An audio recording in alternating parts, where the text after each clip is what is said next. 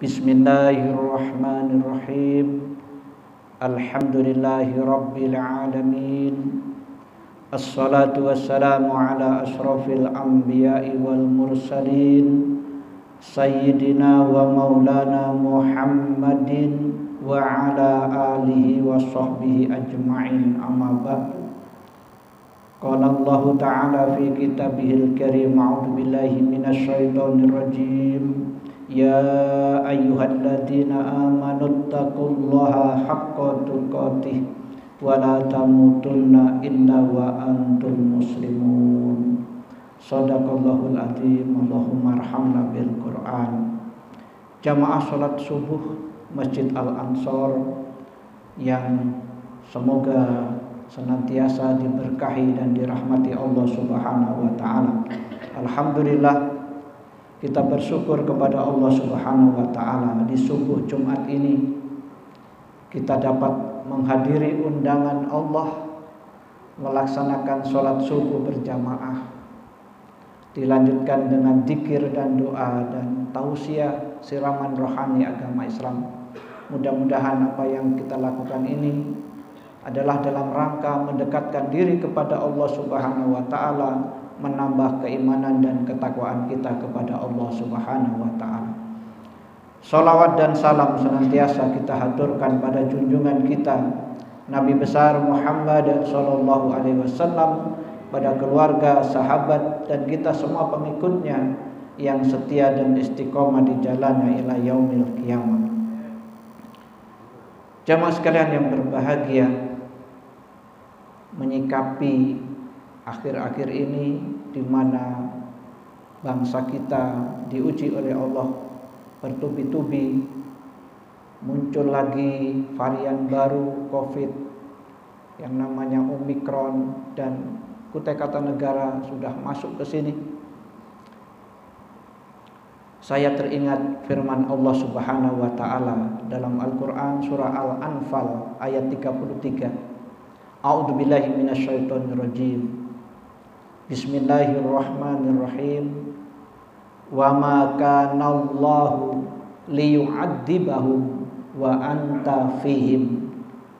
Wa ma kana Allahu mu'adzibahum wa hum yastaghfirun.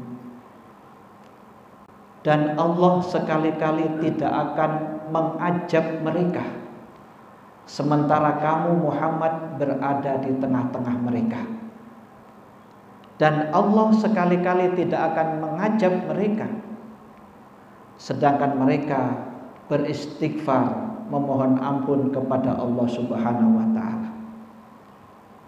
Jamaah sekalian yang berbahagia, waktu Nabi Muhammad SAW masih hidup, beliau memang selalu terhindar dari musibah bencana yang akan menimpa, yang akan mengancam nyawanya.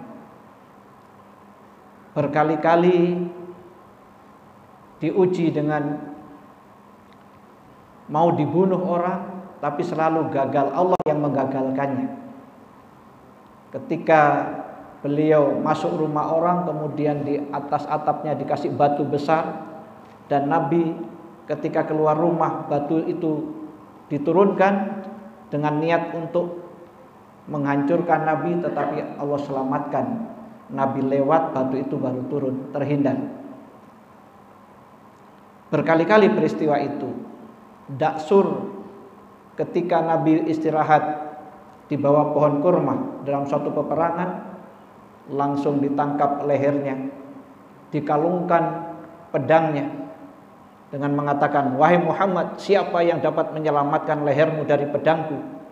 Nabi kontan mengatakan, "Allah yang menyelamatkan leherku dari pedang." Dengan kata-kata Allah itu, maka Daksur gemetar dan pedangnya jatuh ke tanah. Lalu diambil oleh Nabi, "Wahai Daksur, sekarang siapa yang dapat menyelamatkan lehermu kalau kuayunkan?" Daksur tidak bisa berkata apa-apa kecuali, "Kamu yang mengampuni saya Muhammad." Maka diampunilah Daksur ini. Berkali-kali Nabi Muhammad mendapat ujian yang berat seperti itu, yang hampir membahayakan nyawanya, tapi Allah selalu menyelamatkan. Di surah Al-Maidah ayat 67 itu dikatakan wallahu ya'simuka minan nas, dan Allah melindungi kamu, menyelamatkan kamu Muhammad dari gangguan manusia. Saya ingin mengatakan jemaah sekalian, Nabi sudah tidak ada. Maka konteks ayat surah Al-Anfal 33 itu, wa ma kanallahu yu'adzibahum wa anta fihim, dan Allah sekali-kali tidak akan mengazab mereka sementara kamu Muhammad berada di tengah-tengah mereka.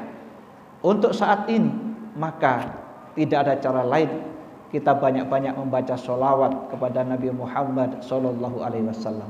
Apalagi di hari Jumat seperti ini. Itulah gantinya supaya kita terhindar, insya Allah terhindar dari musibah. Pertama, banyak-banyak membaca sholawat. Innallaha wa malaikatahu yusholluna 'alan nabi ya ayyuhalladzina amanu shollu 'alaihi wasallimu taslima. Sesungguhnya Allah dan para malaikatnya bersolawat kepada Nabi Muhammad SAW. Wahai orang-orang yang beriman, bersolawatlah kamu kepadanya dan berilah penghargaan yang setinggi-tingginya. Man sholla alayya sholatan sallallahu alaiha biha asron. Siapa yang bersolawat kepadaku 1 kali, kata Nabi, maka Allah akan bersolawat kepadanya 10 kali. Dahsyatnya solawat, salah satunya adalah bisa menghindarkan kita dari musibah, dari bencana. Bahkan inna aulan nasibi yaumal qiyamah aksaruhum alayya sholah. Sesungguhnya orang yang paling dekat dengan aku nanti di hari kiamat adalah orang-orang yang waktu di dunia banyak bersolawat kepadaku. Al-bakhilu idza dzukirtu indahu falam yusolli alayya. Orang yang bakil, orang yang sekek, yang bakhil adalah apabila namaku disebut di hadapannya dia tidak mau bersolawat kepadaku. Kita banyak solawat. Allahumma sholli ala sayyidina Muhammad wa ala ali sayyidina Muhammad. Yang kedua, wa makanallahu mu'adzibahum wa hum yastaghfirun. Dan Allah sekali-kali tidak akan mengazab mereka sementara mereka banyak beristighfar, memohon ampun kepada Allah Subhanahu wa taala. Maka di saat pandemi seperti ini, di samping memperbanyak sholawat, kita banyak-banyak beristighfar, memohon ampun kepada Allah Subhanahu wa taala, minimal dengan mengucapkan astaghfirullahaladzim, aku mohon ampun kepada Allah yang Maha Agung. Astaghfirullahaladzim alladzi la ilaha illa huwal hayyul qayyum wa atubu ilaih. Atau dengan syahidul istighfar yang luar biasa itu, Allahumma anta rabbi la ilaha illa anta khalaqtani wa ana abduka wa ana ala ahdika wa wa'dika mastata'tu a'udzubika min syarri ma sana'tu abu'u laka bi ni'matika alayya wa abu bi dzambi faghfirli fa innahu la yaghfiru dzunuba illa anta. Dibaca 3 kali pada waktu pagi dan petang. Yang fadilahnya dalam hadis disebutkan, apabila seseorang membaca syahidul istighfar di pagi hari sebanyak 3 kali, lalu dia meninggal pada hari itu sebelum matahari terbenam, dia adalah ahli surga. Dan barang siapa membaca syahidul istighfar di petang hari sebanyak 3 kali, lalu dia meninggal di malam itu sebelum matahari terbit, maka dialah ahli surga. Banyak-banyak beristighfar, memohon ampun kepada Allah Subhanahu wa taala.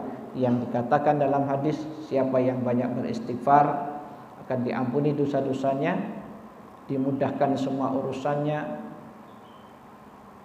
dia dikeluarkan dari segala kesulitan hidupnya, bahkan diberikan rezeki dari arah yang tidak disangka-sangka.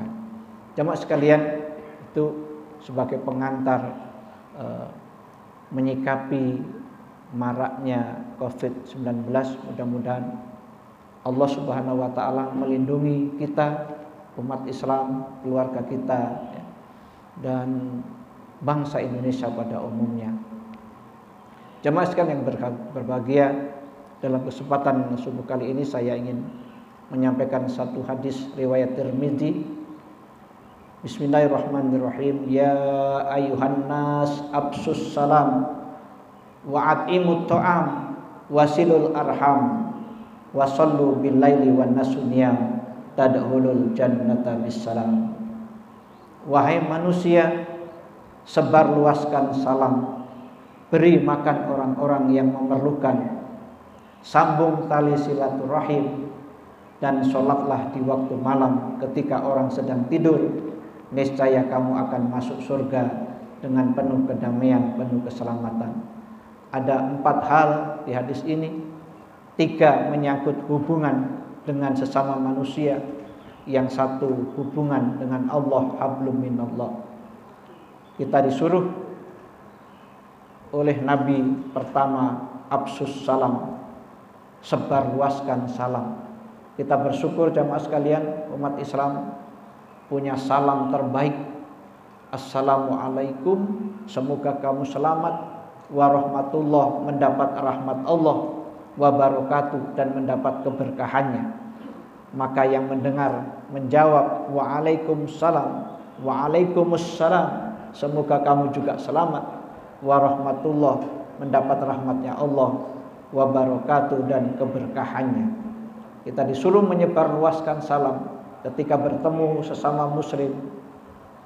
Walaupun baru saja bertemu, di hadis lain disebutkan baru saja bertemu kemudian kita berwudu, ketemu lagi, ucapkan lagi salam. Bahkan kalau terlindung dengan pohon saja, itu baru bertemu kemudian kita pisah sebentar, terlindung dengan pohon, ketemu lagi, ucapkan lagi salam. Artinya memang suruh banyak menyebarkan salam itu. Artinya apa? Menebarkan kedamaian. Wa at'imut ta'am, beri makan orang-orang yang memerlukan. Kita tahu dampak dari COVID-19 ini salah satunya adalah banyak saudara kita yang kekurangan di bidang ekonomi. Jangan sampai ada di sekitar kita, di tempat kita ada yang tidak bisa makan, kelaparan gara-gara kehilangan pekerjaan. Maka orang-orang di sekitarnya, tetangganya itu wajib memperhatikan nasib saudaranya. Wa'at'imut ta'am, beri makan orang-orang yang memerlukan. Jangan sampai yang disinyalir Nabi sampai mengatakan, demi Allah, bukan umatku orang yang di malam hari tidur dalam keadaan kenyang, sementara tetangganya ada yang tidak dapat tidur karena kelaparan, padahal dia mengetahui. Wa'at'imut ta'am, beri makan orang-orang yang memerlukan. Wasilul arham, sambung tali silaturahim. Alhamdulillah, kita umat Islam yang sudah taat kepada Allah dan Rasulnya ini, jamaah Al-Ansor terutama, itu dengan sholat 5 waktu, bertemu, bersaling sapa, di samping mendekatkan diri pada Allah, juga sekaligus bersilaturahim, menyambung tali persaudaraan di antara kita. Karena hikmahnya orang yang sering silaturahim itu akan panjang umurnya dan murah rezekinya.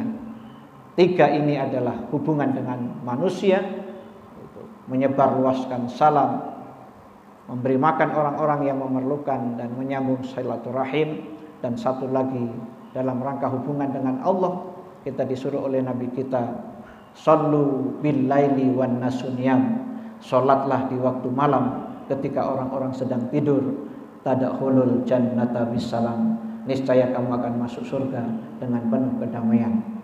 Tahajud atau qiyamul lail, satu-satunya salat sunnah yang diperintahkan Allah langsung melalui firman-Nya di Al-Qur'an surah Al-Isra ayat 79. A'udzubillahi minasyaitonirrajim. Wa minal laili fatahajjat bihi nafilatalak asa ayyab'asaka rabbuka maqaman mahmuda. Dan pada sebagian malam hari salat tahajudlah kamu sebagai ibadah tambahan bagimu, niscaya Tuhanmu akan mengangkat kamu ke tempat yang terpuji dan mulia. Semoga kita semua mampu melaksanakan perintah-perintah Allah dan Rasulnya, dan kita semua dijaga oleh Allah Subhanahu wa ta'ala. Demikian yang dapat saya sampaikan dalam kesempatan ini. Mohon maaf kalau ada salah dan khilaf. Billahi taufiq wal hidayah. Assalamualaikum warahmatullahi wabarakatuh.